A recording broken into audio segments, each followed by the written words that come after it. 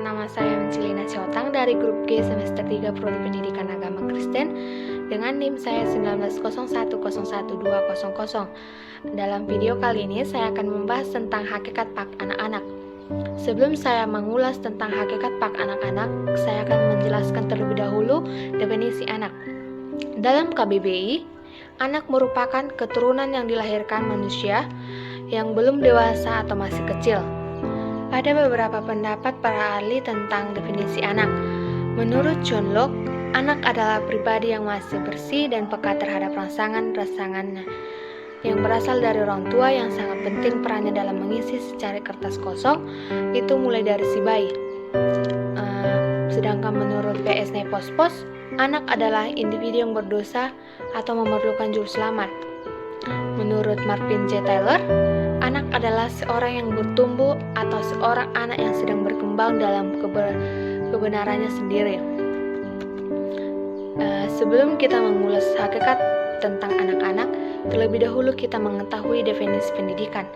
Pendidikan merupakan ilmu yang turun-temurun yang sifatnya berlangsung terus-menerus, yang dalam arti bahwa kepada anak-anak pun merupakan suatu keharusan demi kelanjutan generasi penerus.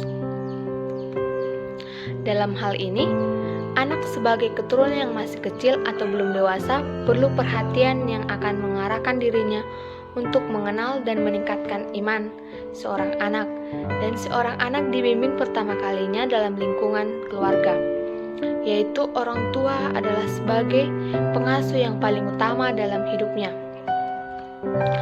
Dengan amanat Tuhan Yesus Kristus adalah suatu merupakan pengajaran rohani yang harus diwariskan kepada semua golongan, termasuk anak-anak harus menerima warisan rohani. Hal ini dapat dilihat dari perhatian Yesus kepada anak-anak, atau itu terdapat dalam Matius 18 ayat 10, dan ada juga terdapat dalam Markus 10 ayat 14, Lukas 9 ayat 48. Pernyataan kasih Allah dalam Yesus Kristus tidak hanya ditunjukkan kepada orang dewasa, melainkan juga kepada anak-anak.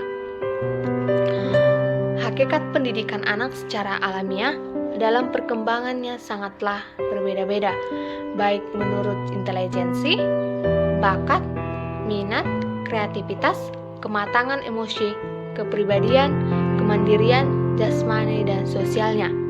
Setiap anak unik, berbeda-beda, dan memiliki kemampuan batas dalam hal belajar. Oleh karena itu, kita sebagai calon guru atau sebagai calon pendidik, di sini kita perlu memahami perkembangan serta pertumbuhan anak agar si anak mampu berkembang dan tumbuh secara mental maupun secara imannya. Demikian isi video saya. Jika ada salah pengucapan kata, mohon dimaklumi. Sekian dan terima kasih. Shalom.